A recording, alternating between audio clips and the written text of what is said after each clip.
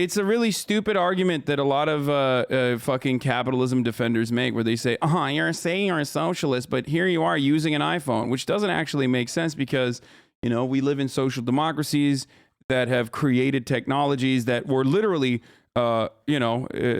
created or based on a platform by like even Russian USSR tech or technology that was created without any sort of profit motive in mind, like the internet, right? So whenever people say like, you say you're a socialist and yet here you are with an iPhone, I say, oh, you say you're a capitalist and yet you are capitalists, okay? You own no capital. You are broke boy. You are a broke boy and your family is a bunch of broke boys. You do not have a deed to the factory. You think your 1997 Honda Civic is actually capital. It's not, okay? It's not. It's your personal vehicle, okay? You have no private property. You have no fucking capital. And you're maidenless, okay? So if you are a capitalist and you are defending capital, then show me the deed to the factory, okay?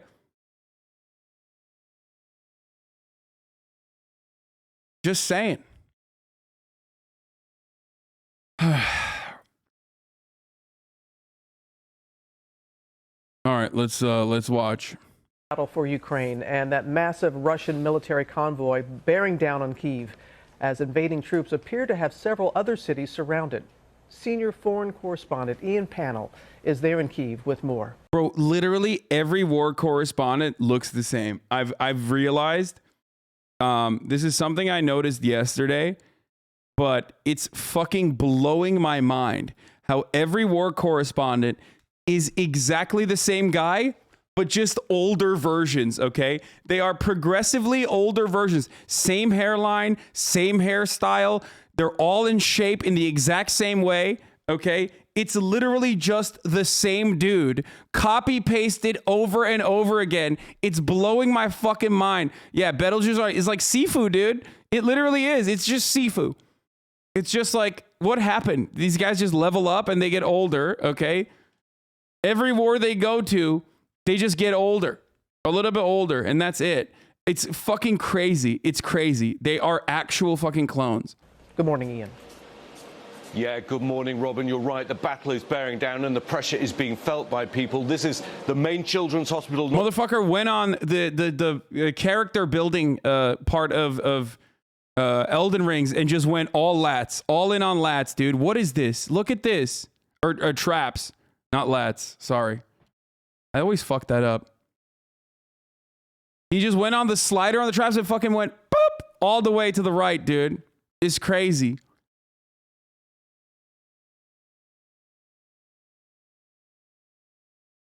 Not just for the city, but for the country. They have 190 patients here. They're trying to get some of the kids out. Babies needing bone marrow transplant have been taken across to Poland, but there are kids here on dialysis who can't be moved, and everyone's worried about what happens next. This morning, Russia stepping up its offensive across Ukraine, increasingly hitting civilian targets in a campaign of terror. There's been a massive explosion at an airbase outside Kyiv. There's also an elementary school nearby. Overnight, a Russian cruise missile hitting a residential area in Zhytomyr, west of the capital. Emergency workers scrambling to save people amid the wreckage of people's homes and a local hospital. At least 4 people were killed. And this morning, in the besieged city of Kyiv, a regional police building was shelled. Pretty sure that was a tactical nuke. Dude, shut up. That was not a... Dude, you're in... Yeah, dude, they're using tactical nukes, man. You got it. Like, they're actually using nuclear weapons in Ukraine. You fucking caught it. You're getting trolled? No, Shacklone is like literally just fucking brain broken and has been saying... Every time he sees like a big boom, he's like, well, that explosion looked pretty massive. Dude, no. Here in the capital, videos posted to social media capturing the moment a missile struck. Also, Shacklone, you got banned from League, okay? Just, you know. Don't make me repeat that over and over again. Every time you say some dumb shit in this chat, I'm going to literally fucking just remind everyone that you got banned from League. The city's main TV and radio tower. This is no longer a war on the... Every single league player has been banned from league. What that doesn't change the reality of you getting banned from league. And also, yes, I agree. League should be illegal. I believe that League of Legends should be made illegal immediately. People who play League of Legends at the professional level especially should be tried in the International Criminal Court. Okay?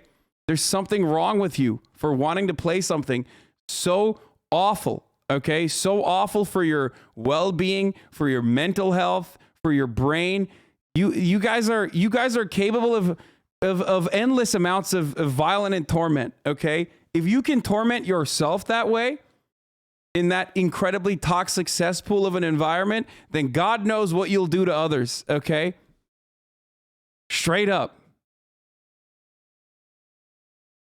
The funniest part about it is that most league players will agree with me on this as well. It's just maybe that's the only way to stop you from playing it if we ban it, okay? Sanctioned League of Legends. Military and government of Ukraine, it's a war on the people. The strike reportedly hitting the site of the Babin Yar Holocaust Memorial, where 33,000 Jews were slaughtered by the Nazis. While speaking to reporters, this appears to be the moment President Zelensky learns of the attack. I'd like to inform that now it's bombing Babi Yar. Now Babi Yar? Babi Yar, now it's bombing. That is Russia. Later writing, what is the point of saying never again if the world stays silent when a bomb drops on the same site? And to the east, video posted by the Ukrainian parliament showing a massive explosion hitting a government building. The region's governor telling me Putin is now targeting civilians, accusing him of war crimes. But there is resistance here, and it's growing. In the southern city of Melitopol, locals dared defy Russian forces, trying to block their advance with their own bodies. Social media video showing protesters refusing to... Back in 2015, the media called the Babin Yar Memorial Russian propaganda. What do you mean? I don't even know what that is. What are you talking about? Like, what do people think is going to happen when you fucking... There's something really strange about Western media that, like, recognizes war and collateral damage when it's America fucking bombing shit indiscriminately or trying to do precise strikes, precision targets, and then failing to do so because that is the nature of war. But then it's like they bring it up as a justification, like as though they fucking personally bombed Babin Yar on purpose. Like they did it on purpose. It's fucking awful, okay? It's of course it's awful. Russia is invading a fucking country that does not deserve this kind of violence. Precisely striking incorrect targets. No, there is no like. Of course it's war, man. They're fucking blowing shit up, and of course part of that is going to be wait. Oh, dude, are you serious? What the fuck?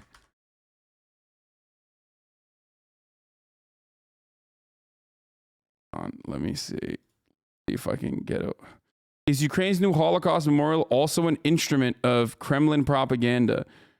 What? On a breezy afternoon last spring, the Russian millionaire Mikhail Friedman took me over to... No, I don't think you understand what this article is saying. I think this article is saying, like...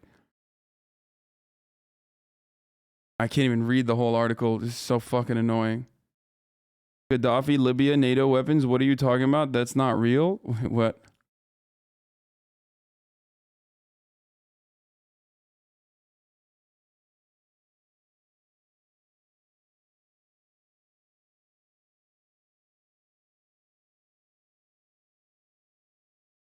They 100% did this on purpose. You're giving them the same benefit of the doubt you're upset about.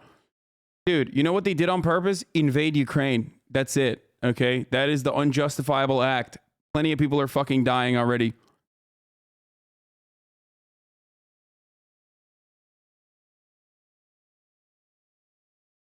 And there's more to come. Yo, I heard you were shit talking league. Yes. There's more to fucking come too. It's going to be much, much worse in the days. How do you live constantly being this amped up and on guard? I've been listening for a few weeks and I'm starting to feel emotionally exhausted. Genuinely asking how do you deal with this? I'm brain broken.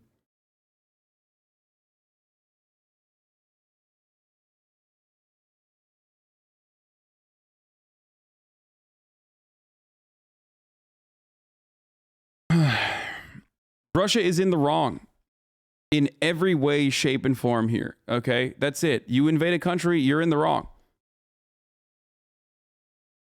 Not only do I cover Russia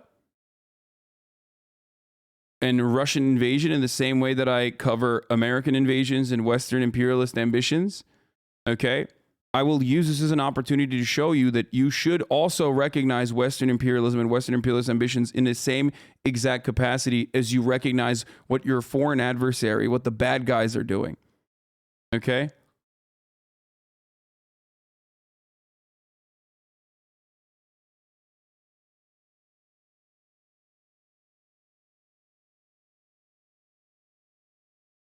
What is this?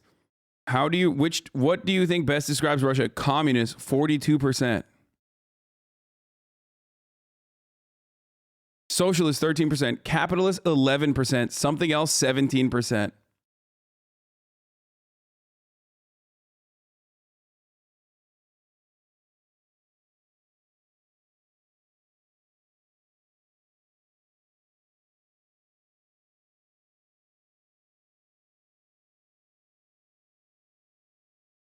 I understand Ukraine's obvious desire to ask NATO to officially step in, but don't they know that risking World War III isn't worthwhile? Bro, they're fucking dying. Of course they're going to ask NATO. World War III is already happening to them, okay? Of course.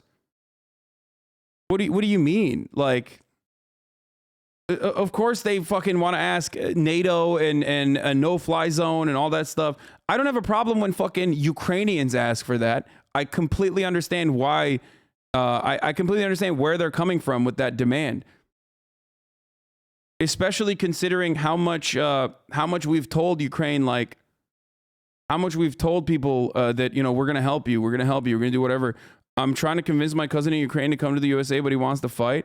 Okay, you do not want to leave. Please let us know if you change your mind. We can take care of you and your family. Many thanks. I'm very satisfied and really appreciate your suggestion.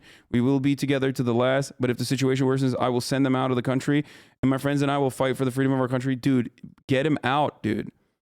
Get him out, bro. That is not good.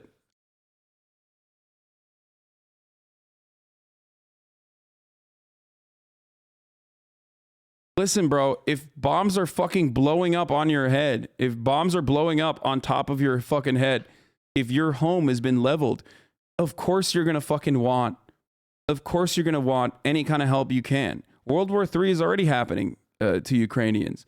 So I get that. I bet Hassan wouldn't stand up for his country, coward. I mean, it depends. It depends on the circumstances, but fuck no, most likely not. What do you mean, dude? What the fuck do you mean? What kind of weird, like, yeah, I'm a fucking coward. Yeah, 100%. You know, I'm anti-war, straight the fuck up. Like, should I be defending my country by going to Afghanistan and killing fucking 14-year-olds? Should I be defending my country by going to Iraq? Should I be defending my country by, I don't know, deploying to fucking Vietnam? Fuck no, dude. None of that. None of those are worthwhile endeavors. Now, of course, it's a little bit different for Ukraine because they're actively being invaded by a larger imperial power. But even in that situation,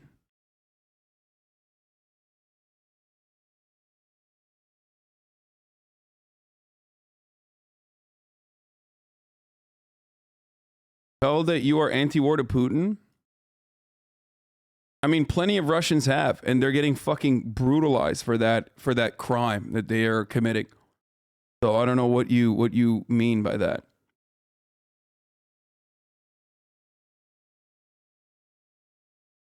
Actual defense is different from invading, though. That's why I said it depends. It's entirely dependent on what's going on and what the situation is.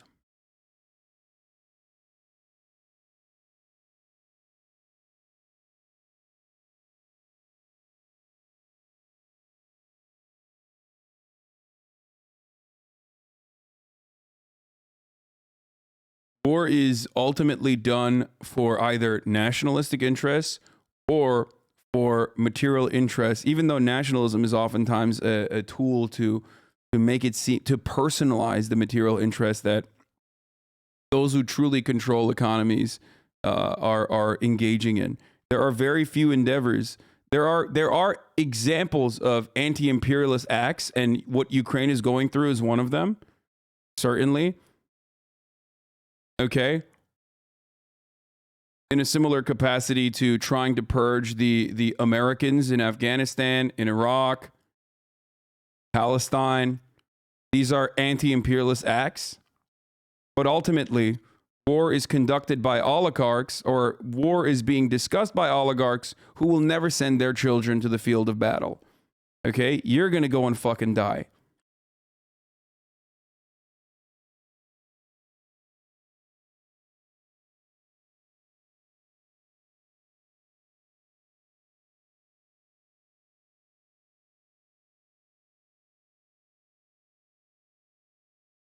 I can't read this article because it's wait, I feel like I've definitely read this dude's articles before, and they are not great, if I'm not mistaken. Simon Schuster's.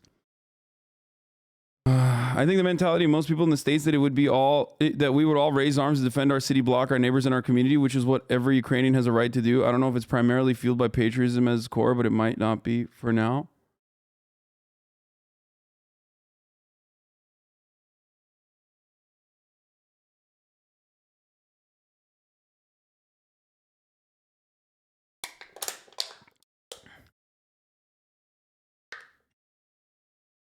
Anyway.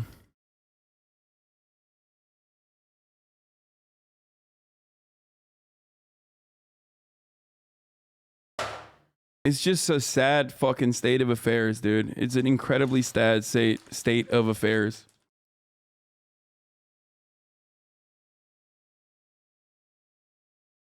Outline.com in front of the URL.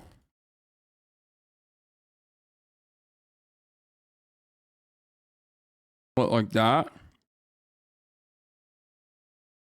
How do you do it?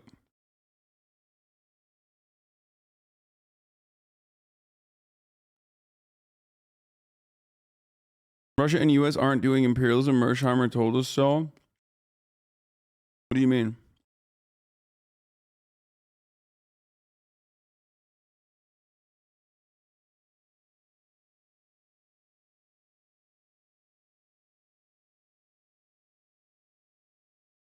Anyway, I don't even care about this. Fucking paywall. This is disgusting. Michael McFall. There are no more innocent neutral Russians anymore. Everyone has to make a choice. Support or oppose this war. The only way to end this war is if hundreds of thousands, not thousands, protest against the senseless war. Putin can't arrest you all. I hope Visa and MasterCard CEOs feel uncomfortable about making money in Russia. While other Western firms have interrupted their businesses there, get on the right side of history. Russians need to feel the pain of their passivity in allowing Putin to continue this heinous war. Like, this dude needs to go and fight in Ukraine. Like, I would literally forcibly send, if I was the God King Emperor of the planet, I would drop this dude from an airplane into the heart of fucking Kharkiv, okay?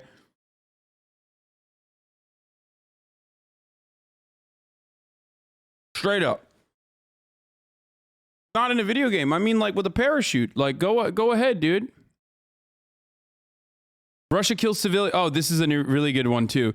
Russia kills civilians deliberately. The U.S., on the other hand, merely kills civilians accidentally. 7 children killed in the U.S. drone strike in Kabul. That was an accident, and you know it. Putin is deliberately killing civilians to terrorize Ukrainians. Your whataboutism at this horrific moment. Like, he literally can't even have the moral high ground that many Russians have, that he is demanding of Russians.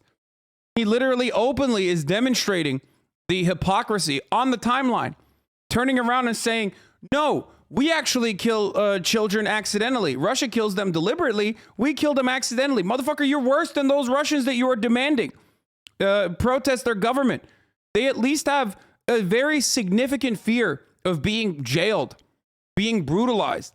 You don't even have that. You could very easily in America say, what we are doing, as I have time and time again, what we have done time and time again is completely morally abhorrent without any sort of fear of jail. And yet this motherfucker literally can't even get himself to say that. Your whataboutism at this horrific moment in history is disgusting given your employer. I hope it does not represent the official view of your government. Oh, Jesus. You don't want to know what their fucking official view of their government is. This is how McFaul reacted when he found out that Evo Morales, who was at the time the democratically elected socialist leader of Bolivia, was forced into exile at the barrel of a gun. Morales has fled. Excellent. Incredible stuff.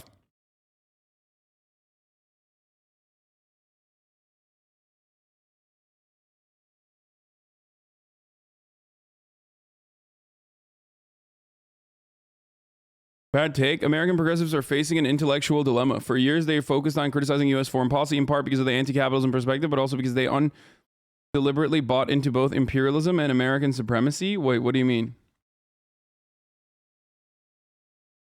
Who's this fucking brilliant take?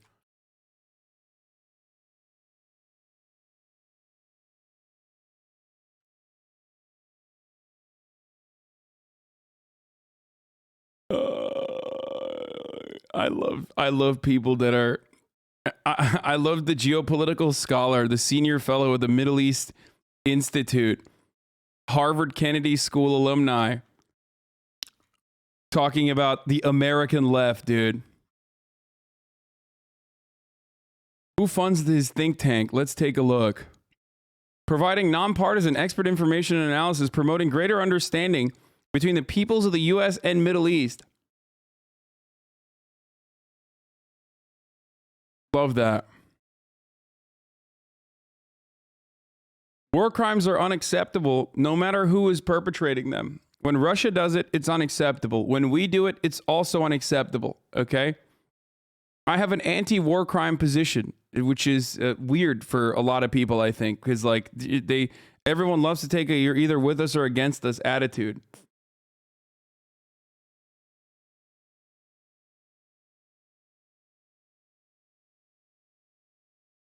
The Middle East Institute makes available its annual audited financial information, including contributions. 2021 contributors. Oh.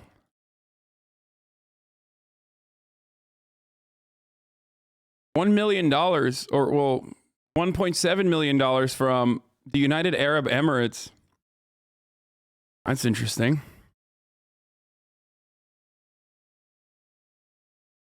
That's cool. 200,000 from the Saudi Aramco Services Company. Broke boys over at the Lockheed Martin Corporation only gave 50. Occidental Petroleum with another 50. Princeton University with a 50. Interesting. Anyway, let's continue. So cool stuff from this guy. Okay, anyway. The American progressives are facing an intellectual dilemma. For years, they focused on criticizing U.S. foreign policy, in part because of the anti-capitalism perspective, but also because they undeliberately bought into both imperialism and American supremacy. I'll explain. Okay, so let me tell you what he's going to say. I haven't even read this yet, but I'm going to fucking guess. Okay?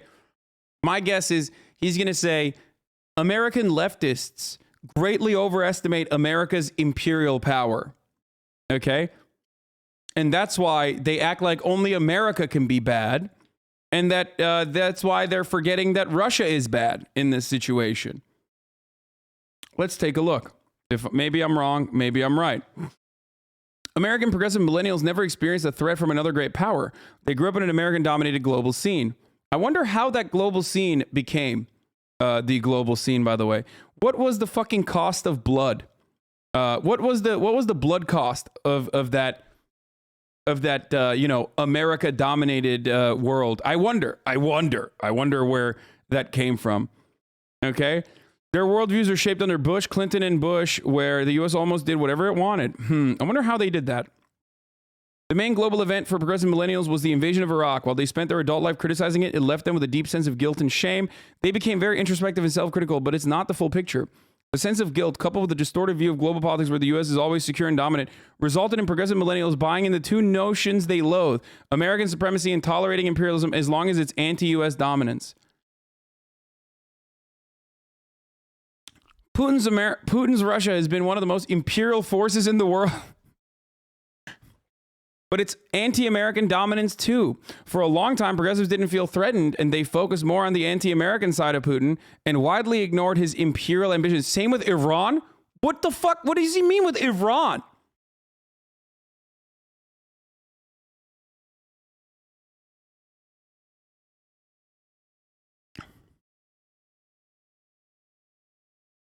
This is literally the same view as a leftist YouTube streamer. Okay, dude, don't bring shit like this up to me, please. Okay?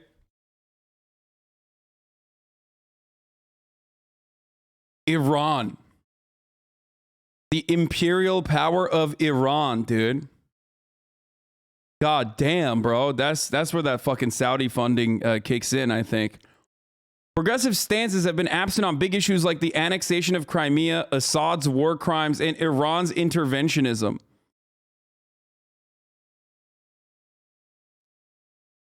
The focus was on where they saw the U.S. policy being wrong, like Yemen, Israel, Palestine, and Cuba.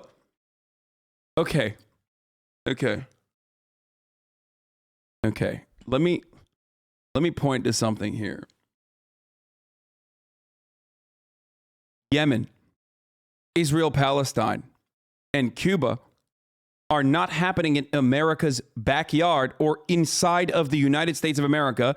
Cuba is in America's backyard, but it is a brutal and horrific fucking action that we have taken against a tiny fucking micronation, basically, and its citizens for embarrassing us when we wanted to stop a fucking communist revolution from occurring in Cuba and failed. Okay? Outright fucking failed. Absolutely a pathetic, disastrous fucking course of action there. Deflecting on Iran to make people turn a blind eye to how the U.S. is supporting the most imperialist countries of the Middle East. Yeah, I mean, it's fucking wild. So what's up? Like, Iran, as a consequence of its imperial ambitions, has routinely shared intelligence with the United States of America in its efforts to defeat Al-Qaeda and ISIS too. So what happens then? Is that also imperialist ambitions when Iran wants to fucking kill America's own invention? You know, ISIS? In an effort to, you know, maintain some level of protection for Shias living in other countries as well? Insane.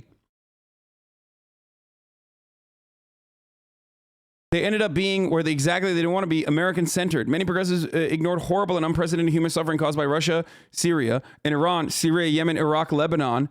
What? Oh my God. I'm done. I can't do that. This motherfucker's main donor is currently literally causing a genocide in Yemen. Okay, one of his biggest donors is currently doing a genocide in Yemen. They're doing this genocide in Yemen with our weapons, with our laser targeting systems, with our guns, and with our go-ahead.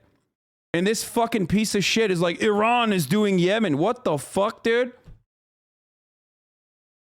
Saying Iran is responsible for Yemen is like saying Ukraine is responsible for the Ukrainian invasion of Russia. Okay? What a psycho. What a sick freak. I can't read the rest of this. I'm losing my brain, the processing powers. And also, I was right, for the record. He is literally saying, everyone is so hyper-focused on American imperialism. And they forgot that, like, Russia's doing imperialism too.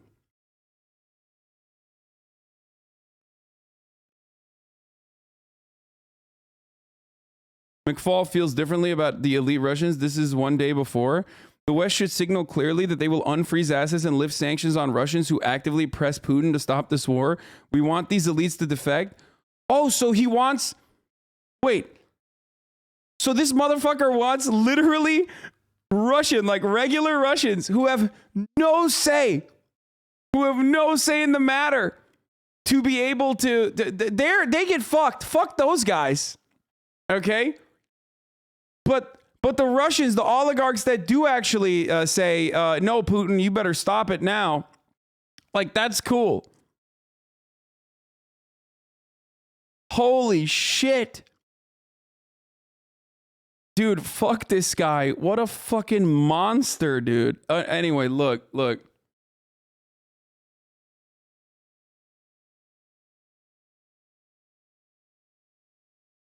I know trusting intelligence can be flaky, Richard Engel reports around 6,000 Russians killed in Ukraine so far. Two Western officials tell NBC News that about 5,800 Russians have been killed, a number in line with Ukraine's estimates.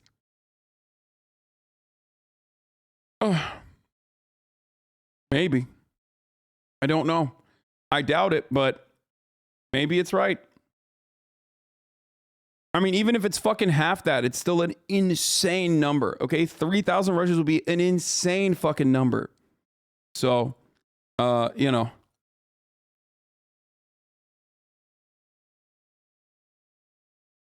What is this? First official numbers. Russia says 498 of its soldiers were killed and 1,500 have been wounded. Wow. Okay, now I'm beginning to believe the fucking Ukrainian estimates then. Holy shit. Yeah, okay. Now, yeah, this is... Okay, never mind. Maybe the Ukrainian numbers aren't fucking that far off. Holy shit, dude. That's a lot of fucking... The ministry also said that more than 2,870 Ukrainian soldiers and nationalists have been killed and about 3,700 were wounded. The numbers could not be independently verified. There was no immediate comment from Ukraine.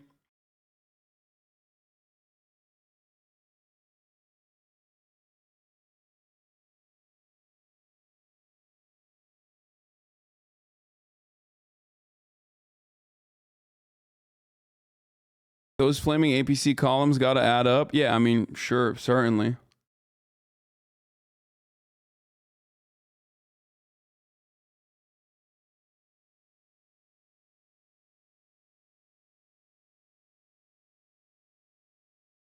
It's likely neither number is correct and it's somewhere in between. Yeah, of course. Both sides are doing fucking propaganda. But this number is actually very high.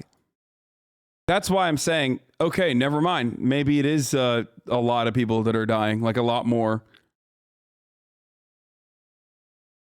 If Russia is admitting 500 soldiers have died in Ukraine, that means like, you know, close to fucking at least like 4,000. Russia says 500 to 6,000 KIA. Ukraine says 300 to 3,000 KIA, according to their own MODs, each other's MODs. According to the convoys, military ambulances are crossing the border to Belarus. Russia won't say how many of its soldiers have died in Ukraine, but judging from what I saw outside of a hospital near the border in Belarus and what locals there told me, the toll's getting high. There's been constant flow. Yeah, that makes sense. Because part of the reason why you can't really hide the casualties, even if you try, like even if you have those fucking mobile crematoriums, which are like not exactly the greatest way to hide the numbers of bodies. But there's one thing you can't hide. If there are 2,000 dead, then there's at least 4,000, or if not more, wounded, critically wounded, right? So what do you have to do for those people who are critically wounded? You can't let them fucking die. So a part of this that you cannot hide is mobile hospitals and ambulances, right? And up until now, you didn't really see a big fucking mobilization of ambulances and things like this.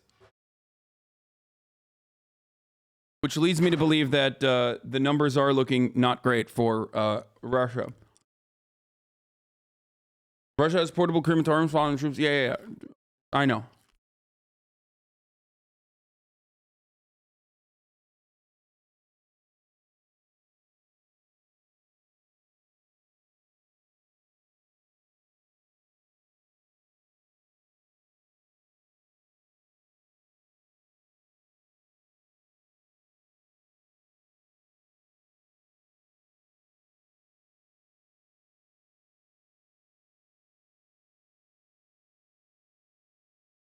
Political scientist John Mersheimer has been one of the most famous critics of American foreign policy since the end of Cold War. Perhaps best known for the book he wrote with Stephen Walt, The Israel Lobby in U.S. Foreign Policy. Mersheimer is a proponent of great power politics, a school of realist international relations that assumes that in a self-interested attempt to preserve national security, states will preemptively act in anticipation of adversaries. For years, Mersheimer has argued that U.S., in pushing to expand NATO eastward and establishing friendly relations with Ukraine, has increased the likelihood of war between nuclear-armed powers and laid the groundwork for Vladimir Putin's aggressive position towards Ukraine. Indeed, in 2014, after Russia annexed Crimea, Mearsheimer wrote that the United States and its European allies share most of the responsibility for this crisis. The current invasion of Ukraine has renewed several long-standing debates about the relationship between the U.S. and Russia. Although many critics of Putin have argued that he would pursue an aggressive foreign policy in former Soviet republics regardless of Western involvement, Mearsheimer maintains his position that the U.S. is at fault for provoking him. I recently spoke with Mearsheimer by phone. During our conversation, which has been edited for length and clarity, we discussed whether the war could have been prevented. Maybe Mearsheimer is enabling Putin to act like that? Yeah, dude, totally. He's probably a Kremlin propagandist. Okay. Mearsheimer brings up a very, very simple fact, which is that the Ukrainian relationship with right-wing Hassan is so boring. Hassan still being a right-wing extreme. God, is he always so political? Cap, good one.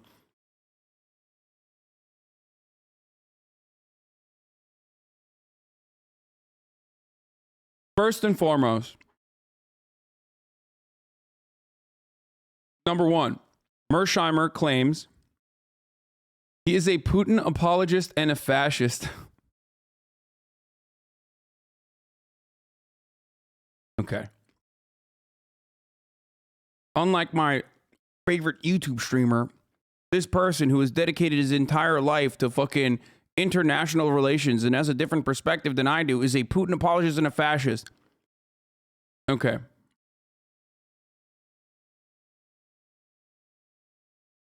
One of the things that he said, or he says, is the relationship between Ukraine and Russia in the lead up to 2014, like, and many years before, like 2010, or many years before it,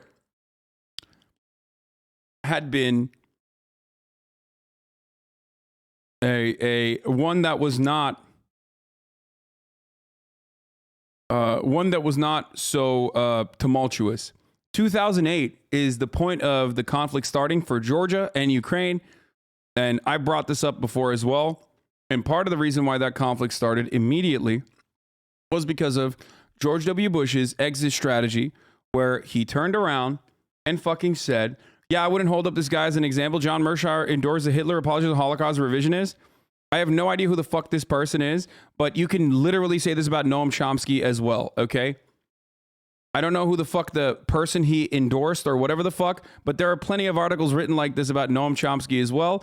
I'm pretty sure you wouldn't assume that Noam Chomsky is a Hitler apologist, and yet there are plenty of fucking articles about Noam Chomsky being coming to defend as a free speech absolutist, coming to defend fucking in 2011 by Jeffrey Goldberg, by the way. Oh, fucking Jeffrey Goldberg. Don't send me a fucking Atlantic article from Jeffrey MBS has never done anything wrong Goldberg, okay? These are people who are doing everything and anything they can to belittle and justify the people that have different points of view with respect to their fucking perspectives. Chomsky did not defend the Khmer Rouge. Shut the fuck up. He said God damn it.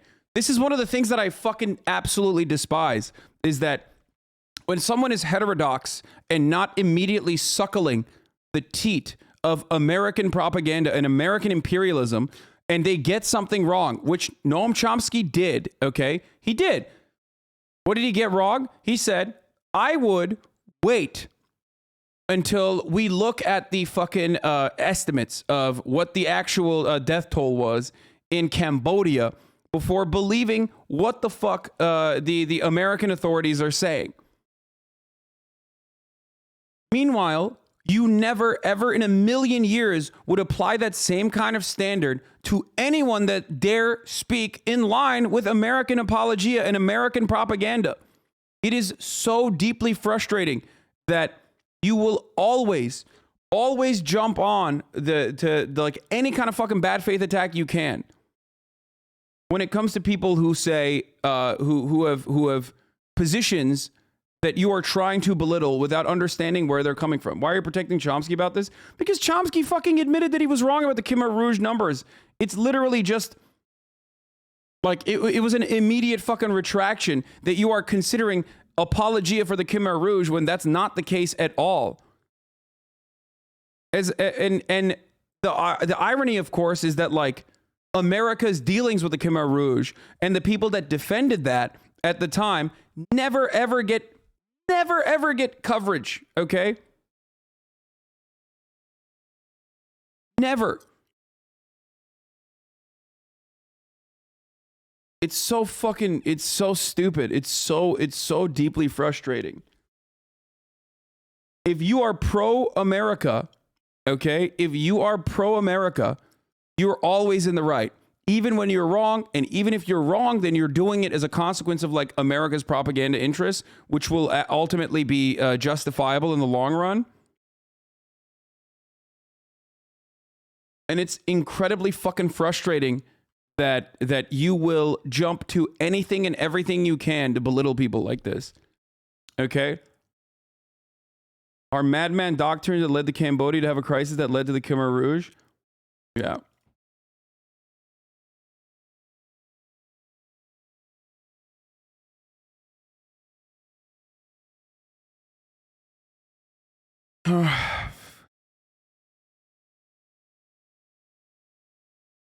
Ever since John Mersheimer and I began writing about Israel lobby, some of our critics have leveled various personal charges against us. These attacks rarely address the substance of what we wrote, but a tacit concession that both facts and logic were on our side, but instead accused us of being anti-Semites. Yeah, I mean, that's not even remotely surprising. So, of course, Jeffrey Goldberg did that. A classic.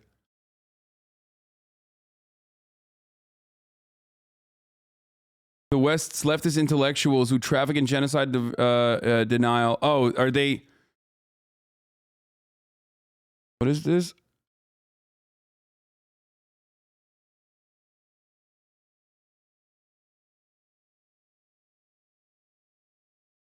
I don't even. Is this about like Chomsky again? I don't know what you're talking about.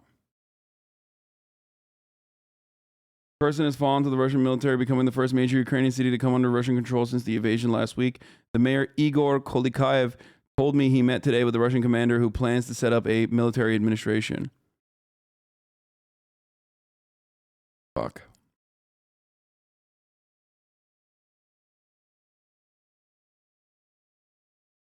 The guy who wrote that last article wrote this one. It's time to hold America's nuclear umbrella. Using Washington's nuclear arsenal to protect its allies no longer makes any sense.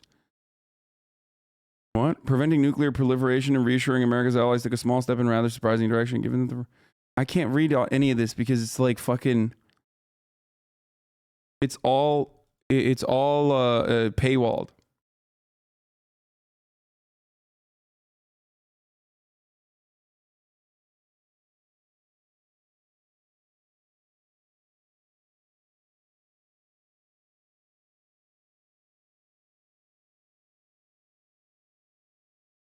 But isn't this some kind of form of victim blaming? It's not like we force Ukraine to turn to the West, but Russia forces them into their sphere. So saying that the West contributed to it is technically correct, but it's not moral. It's morally not right. No, the Western contributions only extend as far as like Russia considering, I don't know, like EU membership to be an act of economic imperialism. Some people will turn around and say that's the case. I am not a believer of that. I'm a firm believer that Ukraine, one, should have never given up the nukes, and two, should have been allowed to actually fucking join the EU or at least start the EU conversation. Okay? I believe that a neutralization agreement comes with concessions on either side. A neutralization agreement would have allowed Ukraine to be able to join EU, but not NATO. That's it. That's a perfect middle ground, perfect concessions. And everyone's fucking happy, in my opinion. And even then, and again, like Finland, exactly, being neutral, but also being in EU. Now, of course, one will say, well, Russia had imperial ambitions. They wanted to do empire stuff. They wanted to do Russian empire stuff. or a lot of people idiotically say Russia wanted to do, USSR stuff, which is not true. Putin is literally a capitalist oligarch. Idiotic to assume that he has any sort of like ambitions to rebuild like the Soviet era politics. Maybe just the bloc, but definitely not the politics. He's an open anti-communist. Like literally openly has said he is anti-communist. Anyway, well, Russia would not let all that natural resources fall into the hands of the West, in my opinion, in terms of the EU and the IMF and etc. I think the way to do this, the way to come to a the way to allow a country to fucking grow is not by enforcing your economic superiority over them, but by allowing them to do whatever the fuck they want. Within the confines of reason, within the boundaries of reason. Obviously, turning it into a NATO base would be a red line for the regional territorial superpower there. America would have exactly the same response, if not a significantly more violent response, if the roles were reversed. Even though a role reversal in this circumstance is completely unimaginable, because America is the global dominant, hegemonic power. So there is no world in which like China, which has historically committed like many atrocities in other countries, not just domestically, but like other countries in the Middle East and yada yada, in recent years, then goes around and says, hey, we're going to fucking turn Canada into a military base against a forward operating base against the United States of America. In a situation like that, it's just America is going to respond way, way, way more brutally. And that's understandable for them to respond way more brutally, because it's not in their it's not in the interest of their national sovereignty and protecting their own territory.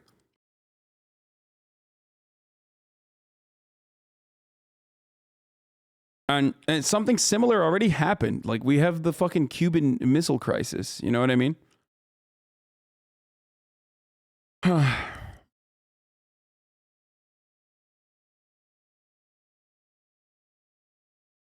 Anyway.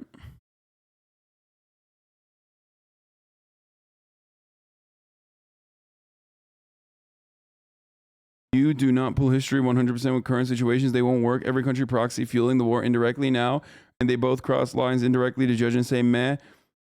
Both USSR, NATO, the big boy edition country's going to break up again ASAP. What? But Canada isn't US territory? What do you mean? Ukraine isn't fucking Russia territory either. The fuck are you talking about?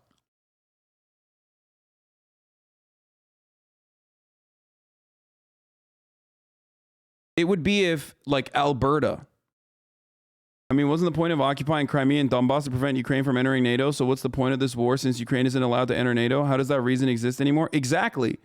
Exactly. Which is, I agree with you, Warger, which is precisely why I'm saying when you fucking invade the entirety of Ukraine, it's over. Like, now your claim that your sole ambitions were to protect Donbass or to protect like Russians living in like Eastern Ukrainian territories, and by the way, even that is on shaky ground regardless, is gone. It's thrown out the fucking window, and everything that the American intelligence has said and everything that the Western powers have said about Russia's imperial ambitions is now justifiable. It's done. You threw that claim completely out the fucking window, in my opinion, when you invaded the rest of Ukraine, and you invaded Ukraine in general. It's done. Those Eastern Russians feel for protecting the Kharkov bombings now? Exactly, which is precisely why I am 1,000,000% against what fucking Russia is doing. That's why. No matter which way you try to analyze the situation, there is no justification for these actions. Like, and they're losing militarily in some ways. They're losing strategically. They're losing in every fucking field. They're losing the PR battle, which is also important in this war. They're losing everything. I'm confused. Would you have been fine with Russia entering Donbass to peacekeep? If not, what would you want them to do? No, absolutely not. I don't believe that they should have ever entered Donbass either.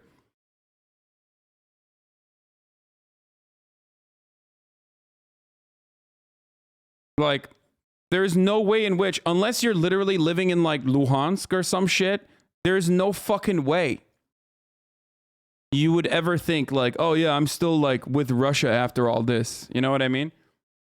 No fucking shot. And even if Russia extends its actual occupation in Ukraine and continues with its annexation of the entirety of Ukraine, it's still going to be a counterinsurgency that they have to fight, or they have to launch a counterinsurgency for many, many fucking years. And that's horrible. That's absolutely, it's terrible.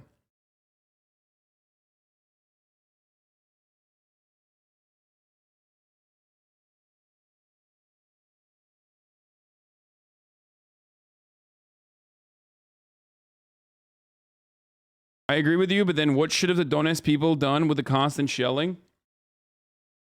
I think the Minsk agreement was 1,000,000% a reasonable way to move towards the neutralization of Ukraine, which is precisely why Ukrainians were not for it, or the Ukrainian government was not for it, and even the Russian government was not for it in the sense that Ukraine was not going to follow it, but also they did not want to be a part of it and wanted the EPR and LPR to be the actual signatory parties in that agreement, which would of course mean recognition from the Ukrainian government for these two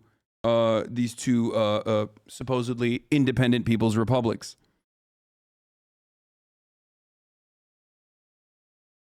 I think Ukraine blocking off water to Crimea is completely unjustifiable, completely unacceptable. But none of that still means it's justifiable for Russia to invade.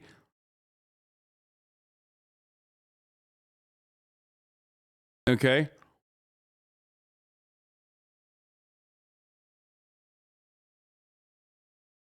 Nothing that Ukraine did or could do or has done is a reasonable justification for the invasion of Ukraine.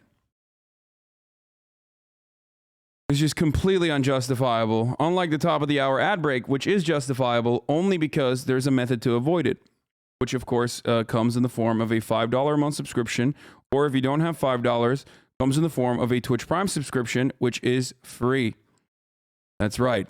At the top of the hour, there's a 60-second ad break, but you can avoid it if you do those things, or if you're lucky, you could also potentially get gifted a sub. Here's the 1-minute ad break now.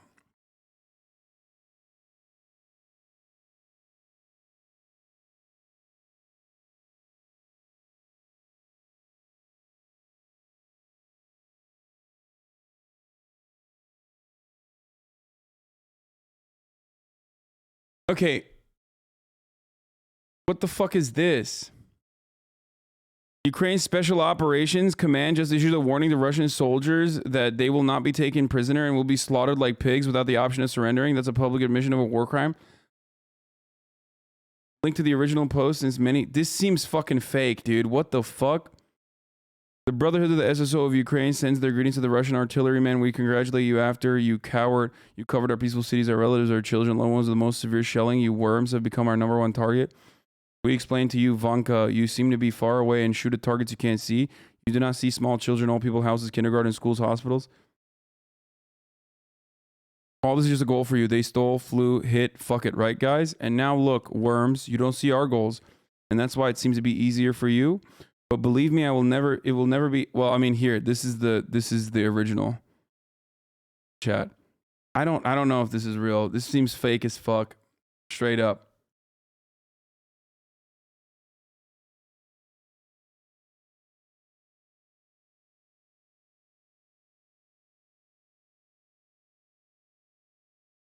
Everything about this, everything about what Ukraine has done thus far, at least on the fucking PR front, maybe not so much on the ground, but at least on the fucking PR front, which this would be a PR action, has been that they are very, very kind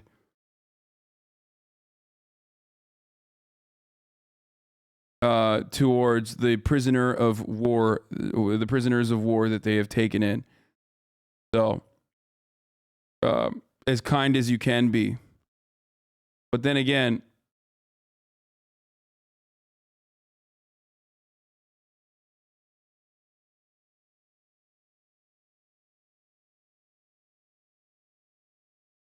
that's not a Twitter handle, chat. This is on Facebook. What, they posted a video of them dipping bullets into lard because of reports of Muslim soldiers fighting in Russia. It wasn't the special operations forces of the armed forces of Ukraine, though. That was the Azov battalion's defense from the National Guard, which was completely unacceptable. But maybe it is something that they're fucking saying. But even in that respect, it's still, you know, it's completely and wholeheartedly fucking idiotic for them to say this shit. This will only increase the brutality that countless Ukrainians are going to be subjected to. This is what I mean. Flexing nuts like this, it's not on Twitter. It's on Facebook. This is on Facebook. This is on Facebook. Am I calling Ukrainians Nazis? Of course.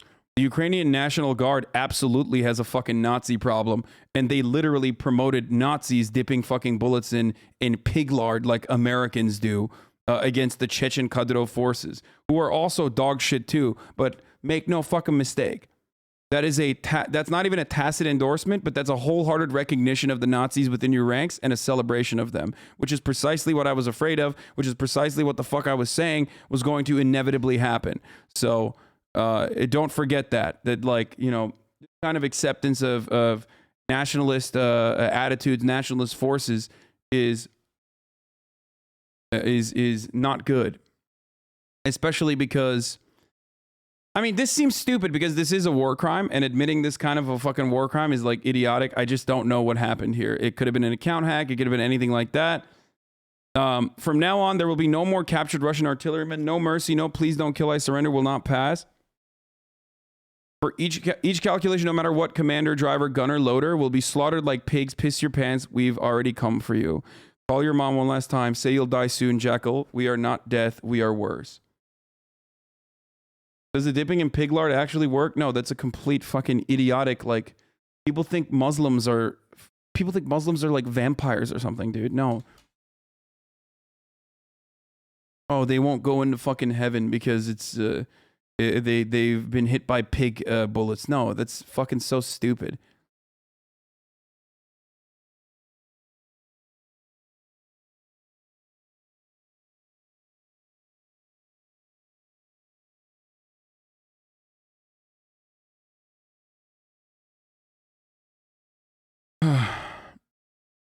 People are asking me if pig lard works. Like, work for what?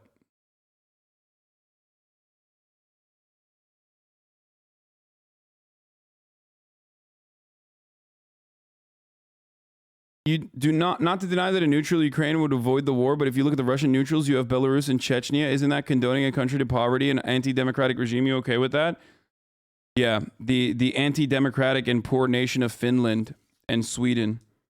You know, those are also other examples.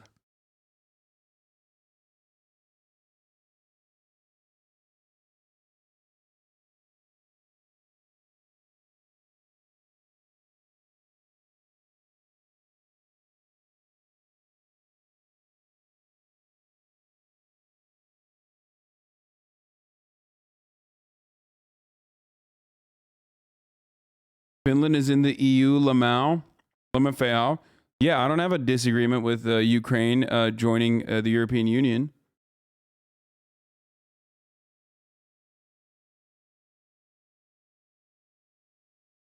So, a few thoughts about the issue of Russia's invasion of Ukraine and the credibility of the US and NATO. First of all, Jeremy Scahill is one of the best fucking journalists of all time, okay? Literally the GOAT. Co-founder of The Intercept. Like, on the one hand, you have Glenn Greenwald, and then on the other hand, on the other side of the coin, you have the actual fucking GOAT, Scahill, okay? So don't you dare disrespect my man, okay? He has done way more fucking work than you could ever imagine. You're dressed like a Hispanic teen mom right now? Wait, what? You're acting like Russia wants them to be neutral like Finland. You're being dishonest if you don't think they're going to turn Ukraine into another puppet like Belarus. Now they are. And by the way, you are absolutely correct. My assessment of Russia's ambitions in neutralizing Ukraine are gone now, okay? They're gone. They're done. I've admitted this already. Like, once you fucking invade, it's over. It's a wrap, okay? So I agree. Now you're having a conversation of whether they ever wanted to or not. And the reality is that this kind of encroachment had never worked. Okay, thank you, racist. Hope you have a great day profiling people. Oh, are you talking about the Muslim Chechen thing?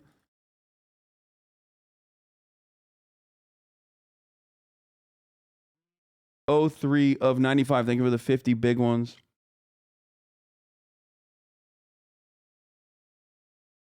Okay. Russia's invasion of Ukraine is a bald-faced act of aggression, replete with war crimes, and is rightly being condemned as such by large numbers of people across nations across the globe. The U.S. and other NATO nations are in dubious position to claim moral high ground in condemning Russia's actions. That's also true. While many statements from Western leaders may in fact be accurate regarding the nature of Russia's actions, they must be placed in the context of their own militarism and well-documented hypocrisy and moral bankruptcy. It is intellectually dishonest to ignore the broken promise from the United States and NATO regarding NATO expansion. It is lunacy to deny that Russia has legitimate security concerns posed by this expansion, even if it's in response to those concerns is a heinous invasion. Both can be true. During the 78-day NATO bombing of Serbia and Montenegro in 1999, the U.S.-led NATO alliance committed similar or identical acts that it is now condemning Russia for in Ukraine. The only difference in that circumstance is that there wasn't like a justifiable and legitimate genocide or like an actual fucking genocide happening in Ukraine, even though Putin does claim that there is one happening in Donetsk. So, but also the bombing that the United States and NATO engaged in was far, far worse up until this very moment. So there's that reality as well, even though the bombing could get way, way fucking worse now. Okay? So there are differences. It's not a one-to-one comparison. It's just the reality. It's not a one-to-one comparison. President Clinton sidestepped both the UN and US Congress in initiating this bombing. That is a one-to-one comparison, though. That is true. Joe Biden was amongst his biggest cheerleaders.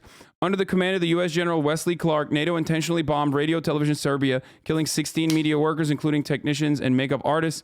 The US-led NATO force used internationally banned cluster bombs, including a crowded marketplace in the city of Niš. The U.S.-led NATO force bombed a civilian passenger train and then released a doctored video, sped up to make it appear as though it was a mistake made in a split second. That was a total fabrication. The U.S. bombed the Chinese embassy, killing 3 journalists. The U.S.-led NATO force bombed bridges and civilian infrastructure repeatedly. For the record, for people who are saying, whataboutism?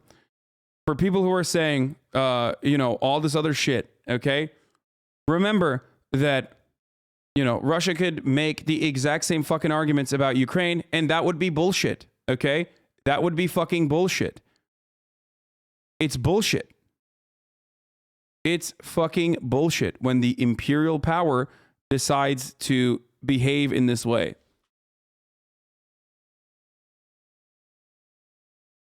The fact that the US and NATO are imperialist doesn't justify Russia being imperialist. I agree. Yes, I agree. That's my point. And that's always been my fucking point. Anyway. These crimes committed by the U.S. and its NATO allies do not in any way excuse or justify Russia's aggression. At the same time, history and context matter. If the U.S. wants the moral high ground, it should cease its own ongoing war crimes and support for war crimes. It's true. This could begin with such actions as ending all support of Israel's aggression against Palestine and recognizing Palestinians' legitimate right to self-defense. This will never happen because it doesn't happen. Because 2 wrongs don't make a right. But also, America is never in the wrong in the eyes of America. The whole point is we are America, so we are not ever in the wrong.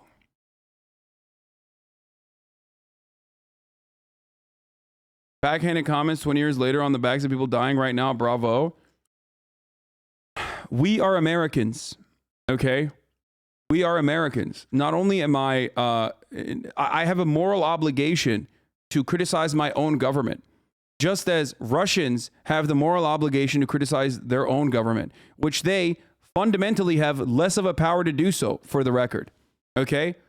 I theoretically live in a Western liberal democracy, which means that I should be able to legitimately have a say and get you to legitimately have a say in what America does with respect to imperialism. And Sam Cedar was talking about this, condemning Russian imperialism as a way to re-examine America's imperialism. That is exactly what I do. That is exactly and precisely why I use this as an opportunity after doing endless amounts of coverage on the brutality of Russia, okay? On the brutality and horrific actions that Russia is engaging in Ukraine. In a brief moment of respite, I will talk about the similarities between American imperialism, and there is nothing you can say about it, because that is fucking ridiculous.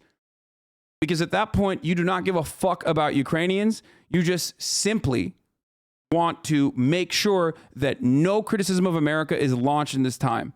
Okay? It's crazy. It's absolutely crazy. I have been covering this conflict. I've been covering this invasion for 10 fucking hours every day. And the moment that I say, hey, let's pull back for a second and let's look at how we feel about Russia's incredibly violent actions. And let's use that as a renewed perspective on what America has done. And people go, you're either with us or against us. Motherfucker, America's not in war with Russia right now. Ukraine is. Okay? So you defending American imperialism in this situation is not doing anything for Ukraine. So shut the fuck up.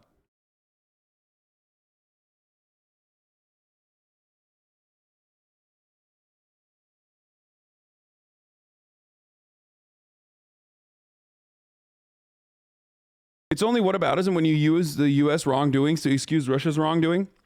How many times does Hassan have to condemn Russia for you to understand he's not using whataboutism to excuse Russia's invasion? Exactly.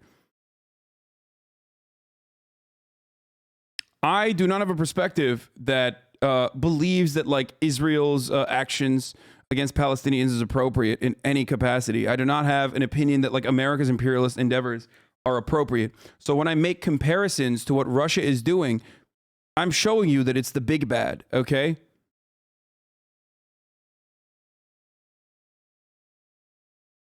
I'm not excusing anything that Russia is doing.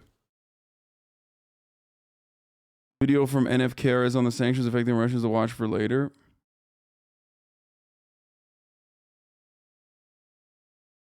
Anyway. I still find it weird that you seem to condone Russia's actions regarding Crimea. Of course, dude, because Crimea is an entirely separate fucking place. It's an entirely separate history. It's an entirely separate attitude. Most of you don't fucking understand. Most of you do not comprehend that the big bad guy who is doing big bad guy things right now can also sometimes do things that are incredibly more justifiable, infinitely more justifiable. Russia's annexation of Crimea did not happen at the fucking barrel of a gun where, thousands are dying currently. Okay? They were actually fucking welcomed. So there's a difference there. Please stop using Crimea. You make a laughable counter-argument that actually vilifies the rest of your talking points.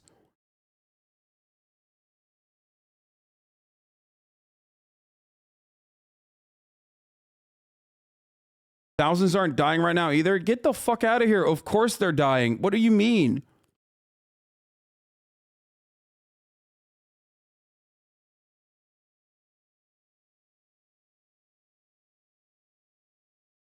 Just to prevent misinformation from the stream, I tracked the Facebook page you read. The original Facebook post doesn't say anything about what you read. It's fake. Don't miss your chance to return home alive or give up. An hour ago, Sadioza from Kemerova croaked dawn for the last time in the landing near Kyiv. A Russian is an occupier, and do you know what a Ukrainian night is? It's time for the favorite. This is the favorite time of the SSO of Ukraine. This is the time when your colleague, having gone to take a shit, lives out the last seconds. This is the time when we fry you right in the technique like a barbecue on the grill.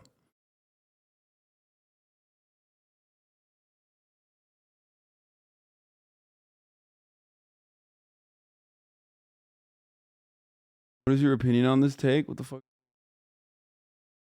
Caspian report, war in Ukraine could have global consequences. We'll take a look at that as well. What? Why I'm not putting any flags in my Twitter handle a thread? One of the particular downsides of being an actual expert in a particular area is that your expertise increases your opinions on the topic will usually become more and more nuanced. So I'm going to explain this one. What? Dude, some of these Twitter threads are just so fucking, it's so bananas, dude. It's good, please. Oh, God. Jesus Christ. I'm willing to bet it's not good. The same shit they say about the U.S. Hassan, you're saying what hogs say about American imperialism is justifiable. We had to do it, but you don't see this because it's Russia? Dude, if I was saying the bombing of fucking Kharkiv, Kyiv, putting boots on the ground inside of fucking Ukraine is an appropriate, justifiable action, then you would be right that I am being a hog for Russia. There's a difference between Crimea and what's going on currently. Shut the fuck up. You do not understand the contemporary demographics of Crimea. You do not understand the history of Crimea as an autonomous region. You do not understand that Crimea has had Sevastopol, a Russian Navy base, for a very, very long time. You do not understand that 75% of the Crimean military joined the Russian forces immediately in the aftermath of the annexation. You do not understand that time and time again, polls have shown that unlike the rest of Ukraine, Crimeans have historically wanted to be a part of Russia. You do not understand that in the aftermath of the annexation, fuck the fucking referendum that occurred, okay? Because the referendum you could say is bullshit. It was happening at the gunpoint. That's fine, okay? But in the aftermath of that referendum, Western nations have time and time again conducted polls within Crimea that say that the Crimeans are happy about being a part of Russia and that the annexation was justifiable. So your takes or the sovereignty or the fucking borders or the territories that other people have decided for the people that are currently living in Crimea do not have a say here. It makes it so frustrating to make that comparison. It makes me so frustrated to consistently try to make that comparison to what is currently happening right now in Ukraine. Okay? You're repeating for them why? Because people want to say, look, Hassan is still justifying Crimea while Russia is doing imperialism because he's a fucking Putin puppet or some shit, okay? That's why people are asking me to say this. So they can fucking clip it and be like, Hassan is still supporting Crimea. It's like fucked up.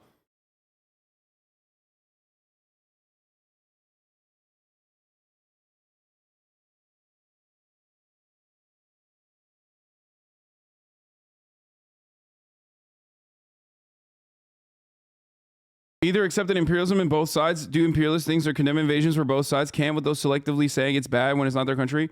Dog, what do you mean? Imperialism is bad when both countries do it. I agree, okay? I agree. Russia's actions in this circumstance are imperialist and they're bad. And I have said this for the past 12 hours every fucking day. Okay? 12 hours a day, every single day. I have repeated this over and over again.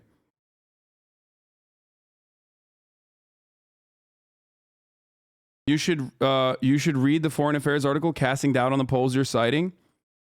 I mean, numerous polls leading up to and in the aftermath of the referendum have shown that historically and in contemporary Crimean society, they have had a much more positive outlook on being a part of Russia. Okay? So I don't care about like the foreign policy article that says it's wrong because you read one fucking foreign policy article that supports your perspective, especially considering that these Western polls that were conducted have no interest in showing that Crimeans want to be a part of Russia. Anyway.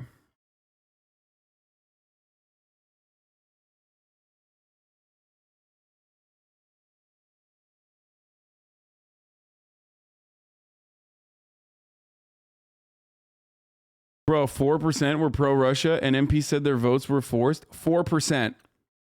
Who's doing propaganda now, dude? It's so stupid. I do not want to talk about Crimea anymore. It literally does not matter. There's a difference, okay?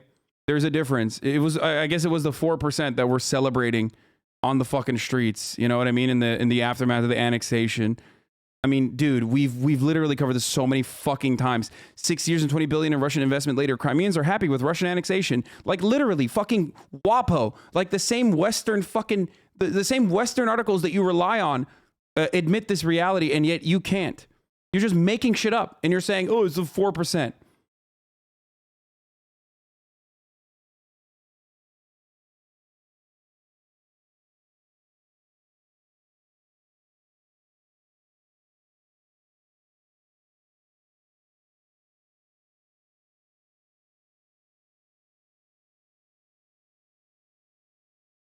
And again, and again, and again, this is not even remotely relevant to the conversation currently.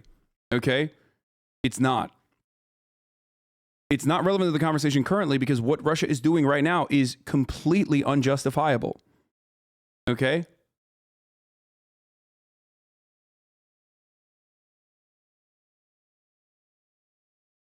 Then quit defending it. Why? Why would I subscribe to your fucking worldview that is incorrect? That is straight up incorrect to make you feel comfortable?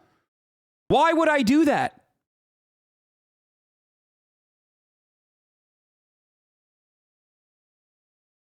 It's so fucking strange. People are like, I can't live in a world where, or like, I can't live in a fucking world where, you know, two different fucking concepts can exist. Two different actions can exist. One justifiable, one unjustifiable. You think about everything from the point of view of like America doing shit. Like I heard so many people when we were talking about Crimea, I heard so many Americans say, "Oh, what if we invaded Mexico?" First of all, we did. And secondly, okay, where are the Americans in Mexico? Like, what is the historical territory beyond the borders of Mexico that we have already taken for ourselves? Okay?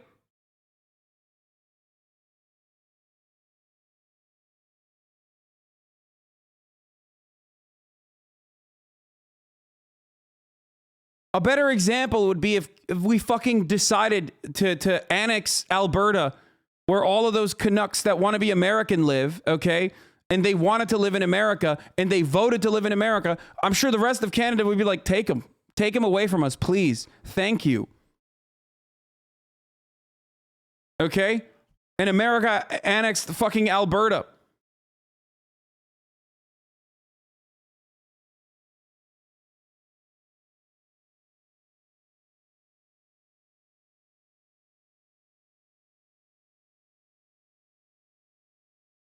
What if the Greeks wanted back Constantinople and Izmir like the Crimea situation?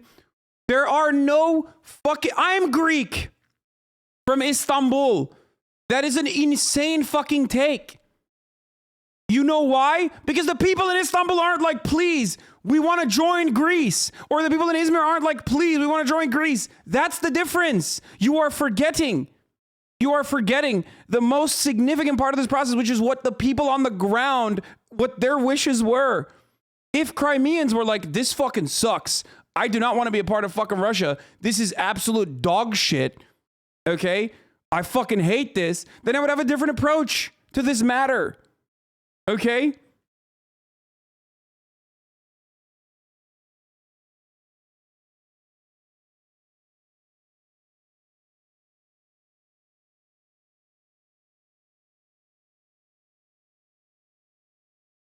My family is from Greece. My father's side is from Greece. Hasan, you know. Yeah, it is. It's true. Selanik and Crete.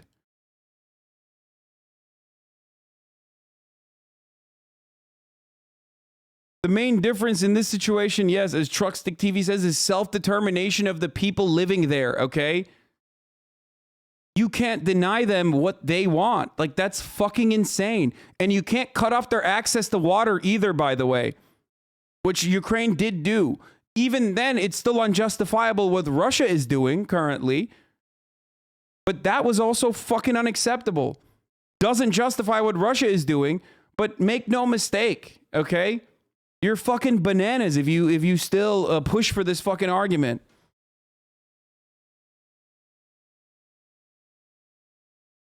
It's crazy that you're like, no, sorry. Other countries decided to draw fucking borders after defeating the USSR, and those borders need to be like, those borders need to remain intact no matter what you fucking say, because, you know, that's just how it is. Sorry.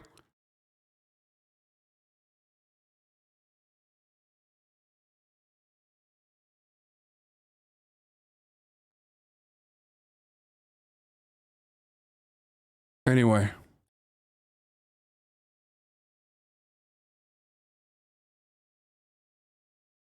With all due respect, I don't think you understand Crimea. Eastern Ukraine is only heavily populated by ethnic Russians because over the last 200 years, Russia has continuously engaged in ethnic cleansing in the region.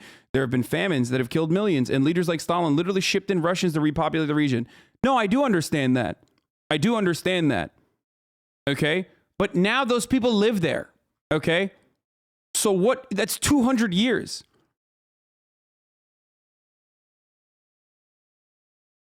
And for the record, you're talking about fucking Stalin to talk about Crimea when the real fucking Crimean territory, the real fucking territorial ambitions for Crimea is that Crimea belongs to the Tatars and therefore is Turkish territory. Okay? Don't make me start this fucking argument. Hassan said 200 years ago, get over it. No, that's not what I said. I said that the ethnicity and the ethnic differences between Ukrainians and ethnic Russians and ethnic Ukrainians over the course of the past 200 fucking years is like a ridiculous way to deny what fucking the people on the ground that are currently living there want.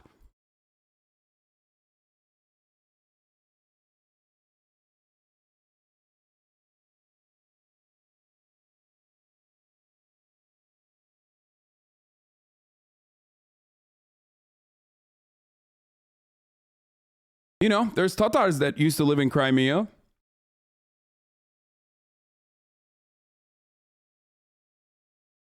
They got fucking cleansed.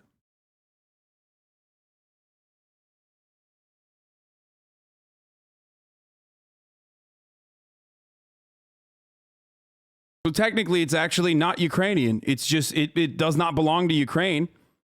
It literally fucking belongs to the Tatars.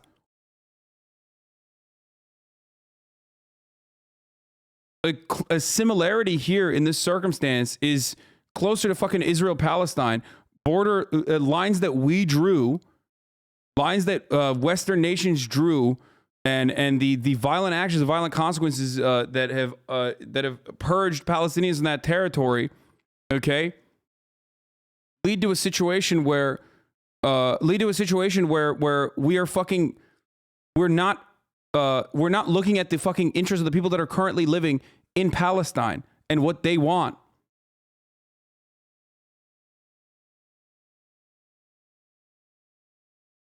How is Hawaii different? Now only 10% is native, but that was an example used an hour ago about talking about the United States. Ask a Crimean Tatar.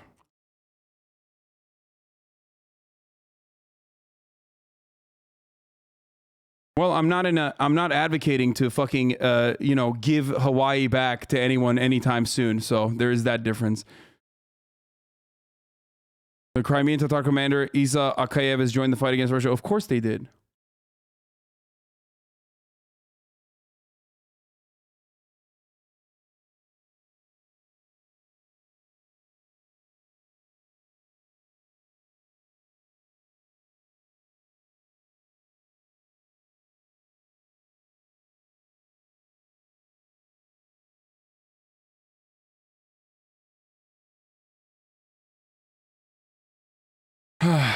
Again, we're done. Okay, it's a really fucking stupid conversation to have over and over again, and the conversation literally changes every time I give you new information that you should use against me, that is better information to use against me rather than the original point, the starting point of this conversation, because you have no interest or no opinion on fucking Crimea and you didn't know anything about Crimea. I keep giving you more information about why this would be a better argument against Crimea. The Crimean Tatars being the perfect example that now I'm seeing in the chat, because none of you or your YouTube debate daddies knew about any of this shit until literally fucking last week. The original point on Crimea was, it's fucking unacceptable. It's unacceptable to fucking annex a country. It's unacceptable. Now, so many of you fucking found out that, like, polls showed time and time again that they actually want to be a part of it. So now you've moved on to different talking points that I gave you, okay?